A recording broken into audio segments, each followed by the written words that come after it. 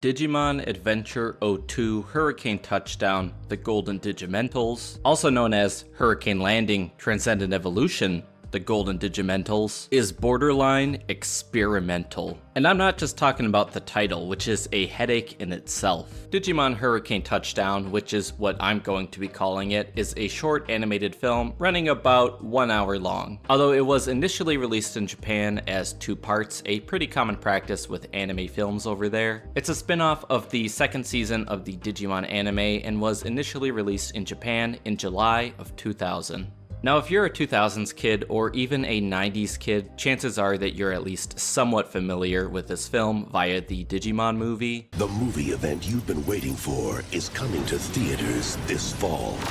All right! Digimon The Movie. An extremely westernized Frankenstein's monster of a film that combines 3 Digimon-related shorts: Digimon Adventure, Digimon Our War Game, and of course, Hurricane Touchdown. Despite its many flaws, and believe me, there are many, Digimon the Movie is actually hilarious. You can really tell that the voice actors and translators did not give a shit and just decided to have fun with it. Did you see that? No, I was sleeping. But you're driving! There's so much comedic ad-libbing and running gags in this film that are completely excluded from the original shorts. Hi, I made beef jerky shakes. The film also featured an extremely 2000 soundtrack with heavy emphasis on ska. Uncle Al! I said slow down! Still can't hear you!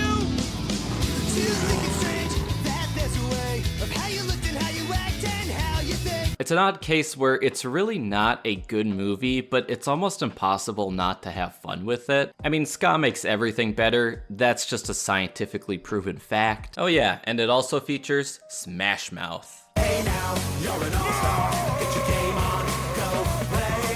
Hey now, you're a rock star. Get the show on, get paid. That's right, All-Star is in this movie, a song more synonymous with Shrek, even though it was originally created for the movie Mystery Men. Although why is Smash Mouth always referred to as the Shrek Band? Their music was featured in all sorts of films in the 2000s. If anything, the Eels should be the Shrek Band. They at least have songs in the first 2 Shrek movies, but I digress. My beloved monster and me.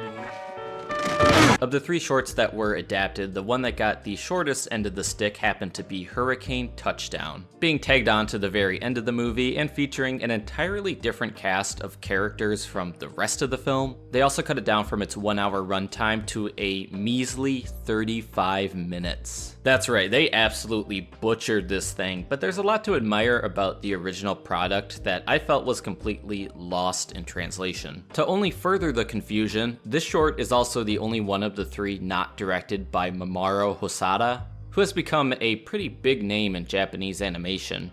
A tough act to follow for sure, but these films were actually some of Hosoda's earliest, showing a promising career ahead. Instead, Hurricane Touchdown was directed by Shigeyasu Yamauchi. Now obviously, he's not as recognizable as Hosoda, but he has had a lot of experience directing these sort of anime spin-offs. He's actually mostly known for directing episodes of anime, and he has quite the impressive resume. He's worked on a lot of very popular stuff, from One Piece to Dragon Ball Z, and I may not have seen the majority of his work, but he's made a few movies that I actually have seen, like the 2 Dragon Ball films, Fusion Reborn, and Broly's Second Coming. One of the things that makes Hurricane Touchdown stand out from other Digimon media is its unique tone and atmosphere. It's quite unique, while still doing a great job at reminding me of why I love the franchise. Now this is where I may lose some viewers here, as I must admit I've never actually watched Adventure 02. And I've certainly tried. I've seen a few episodes, but from what I've seen,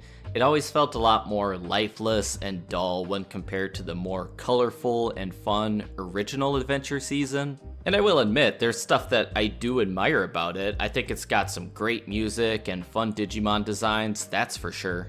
But from an onlooker standpoint, all of the Digidestined from 02 have always looked to me like discount versions of the original cast. It's like if you wanted to watch Pokemon, but you ended up watching Dinosaur King instead. I mean, who the f is this? That's not Ash Ketchum. Dinosaur King is what you wanna be, yeah. Thankfully, much of this film centers around Wallace, an original character not from the O2 anime, and I think it makes this film much easier to follow for those who haven't seen the show. Unlike the main cast of Adventure O2, who are Japanese kids, Wallace is an American child.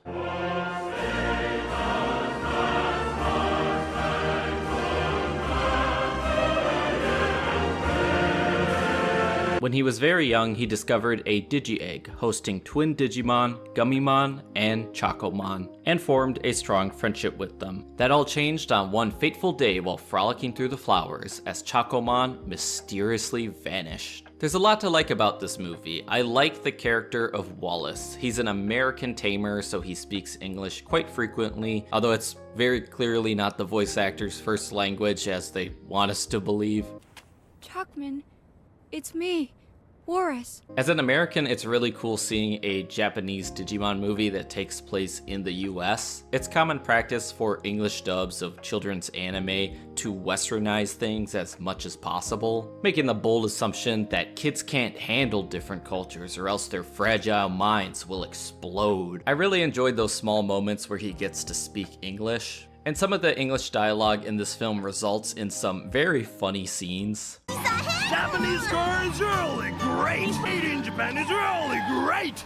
Also, it's a nice little detail that he learned Japanese from a previous girlfriend, which really ties into his overall character because, let's face it, Wallace is a straight up playa. 真剣な顔もまた素敵だね、ニャコ。挨拶代わり。こらー、なんてことしやがる。 Throughout the film, Wallace hitchhikes across America with his Terriermon in search of Chocomon, who has suddenly returned, now corrupted and evolved into a rage-induced Wendigomon that is unable to recognize his old tamer. In this film, Terriermon is actually referred to as Gummimon, which happens to be the name of his previous baby stage. It's an odd choice that I don't entirely get, but perhaps Gummimon, not having grown up in the digital world, just doesn't know the name of his second form. I don't know, it's possible.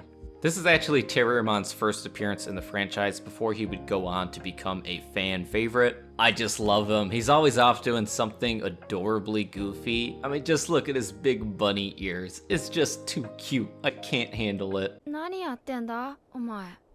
帽子。僕がウォレスの帽子になってあげる。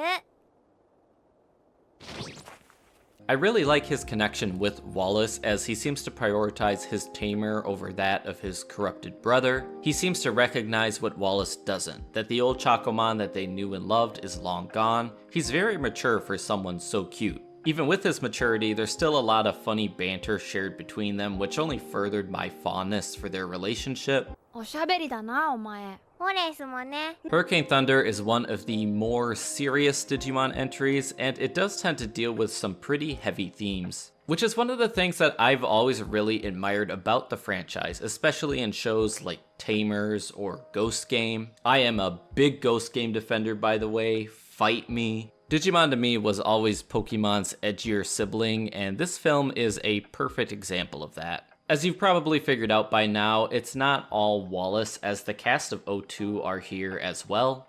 At the start of the film, it's TK and Hikari who are visiting Mimi in New York when they cross paths with Wallace and his Digimon. After Mimi's disappearance, it's Davis, Cody, and Yoli who find themselves flying to America to meet up with the rest of them. Also, apologies if I go back and forth between the English and Japanese names. I'm aware that Wallace is Willis in the American dub, and Chocomon is sometimes called Cocomon, but this is also confusing, especially when the sub itself can't seem to decide which names to use. The way in which the O2 characters and Wallace meet up happens completely by chance. I mean, obviously it's because they needed the plot to happen. It'd be way less interesting if their paths never did cross. But I guess you could always chalk it up to Digi-Destiny or whatever. Also, there is a lot of hitchhiking in this movie, which is not really a big deal in fiction, but I heavily implore any kids watching this to not do the same. These tamers are a terrible influence on the young. If only they had a new MPV Mazda to get them there faster. The original Digidestined from the first season do actually play a minor role in the film. They're seen in the intro before being transported into a nightmare realm created by Chacomon, where they gradually turn younger and younger. The reason for this is later revealed to be that Chacomon can only remember Wallace as a child. It's for this reason that he traps the Digimon tamers, believing that one of them might be the right version of Wallace. There's a real sadness to the concept, a corrupted Digimon yearning for the good old days when they were young and free. The whole film is surrounded by this immense feeling of melancholy. It's actually pretty beautiful at times, and I didn't realize just how much I admired it until my second watch. That's right, I actually watched this movie twice beforehand just to get a better feel for it. The first time I didn't much care for it, but the second time my opinion did a complete 180, save for a few things that I still disliked, which I'll get into in a bit. Maybe it was the lack of nostalgia for O2, or that I watched this immediately after watching the two Hosada films, but I can now safely say that I quite like this. I really appreciate how this film takes its time. One could argue that you could cut out a lot of the quieter moments, but I would argue that if you do that, you completely lose the tone. Digimon the Movie being the hilarious proof of that. That's the saddest story I ever heard. I'm the one with the problem, not you. Get over it. Okay. Like, there's these consistent moments in Hurricane Thunder where Wallace will stop at a payphone to call up his mother while hitchhiking. We never see his mom. Terriermon says she looks like this. But it's a nice little detail that's not necessary, but it works as character development and adds a sense of realism to the world. In the movie dub, they use this moment to have Wallace order a pizza. I'd like to order a large pizza for delivery with mushroom sausage, pepperoni, pineapple, Canadian bacon, anchovies, and green peppers. You put anchovies on this thing and you're in big trouble, okay? The animation itself is very hit or miss. There are times, especially early on, when the animation looks absolutely beautiful. The film's definitely not on par with the Hosada shorts, but it still has its fair share of fluid moments that look way better than the TV show ever did. There's a part where Gargomon fights Wendigomon, and you can just feel the impact of the punches. It really has some real weight to it, and it's just super well done.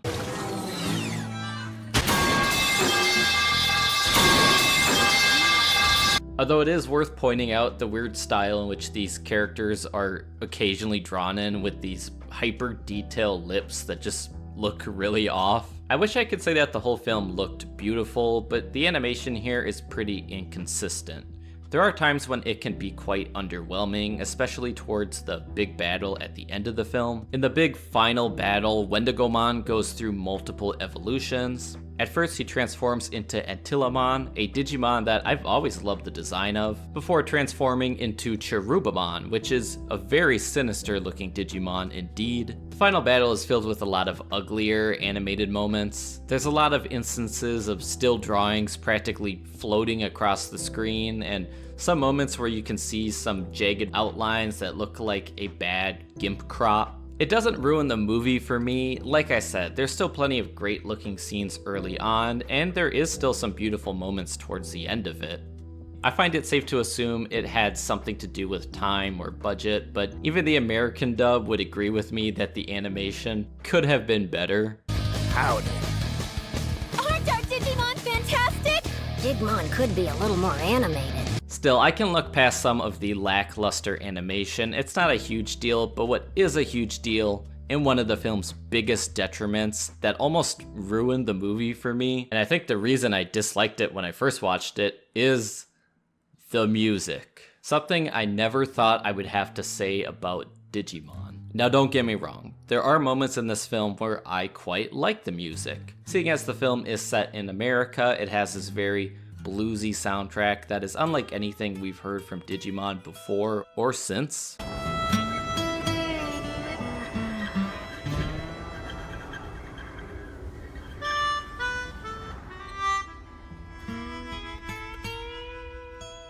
I like the twangy guitar sounds that help create a unique atmosphere, but I don't think a single soul needed to hear those bells.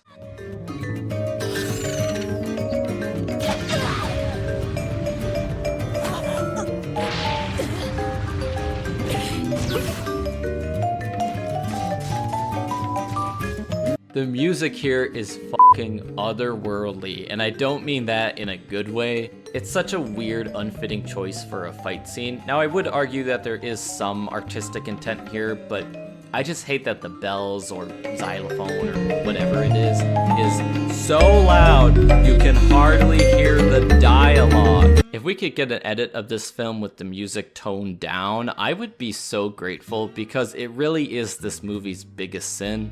I don't know if they intended for the music to be as loud as it is or if it was some sort of editing mistake, but my god. Ain't nobody looking up this movie's soundtrack afterwards. Except maybe me. I'll take Run Around any day over this.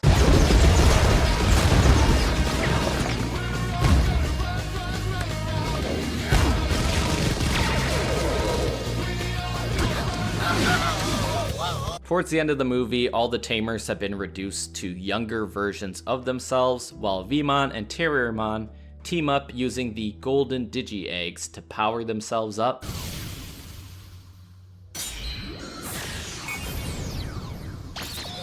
Cherubimon swallows them whole as they find themselves floating about in a void, where Chacomon asks them to put him out of his misery. So the two Digimon do exactly that. The evil Cherubimon turns into a good Cherubimon who smiles at Wallace one last time before dissipating. Everyone returns to normal as the tamers say their goodbyes to Wallace, each going their own separate way. The film ends with the reveal that Chacomon has been reborn via another Digi-Egg, which waits for Wallace and Terriermon upon the shore as they race to retrieve it. But what does it all mean?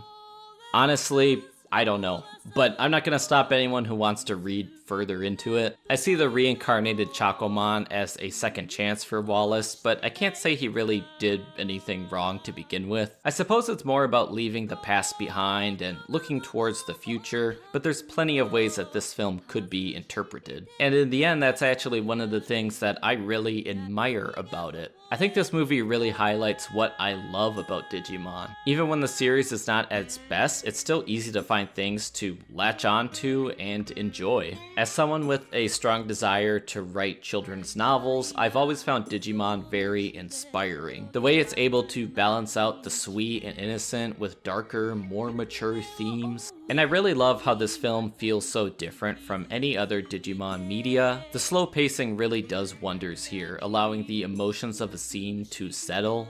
Now, I can't say it's like my favorite Digimon movie, but I still got to see some adorable Digimon and some cool monster fights, so in this case, everybody wins. So thank you to everyone who watched this review. I had plenty more to say about this movie than I initially thought I would, but sometimes that's okay. Feel free to like and subscribe or check out my channel if you'd like to see more videos like this one. I hope to see you again in the near future. Goodbye.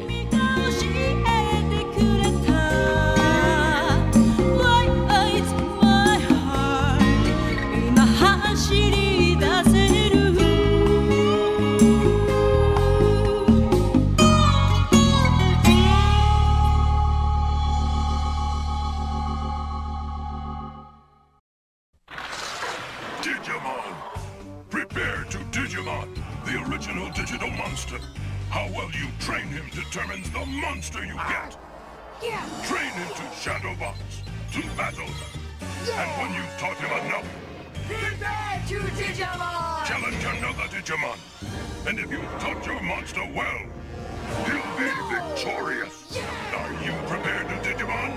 Digimon, each sold separately.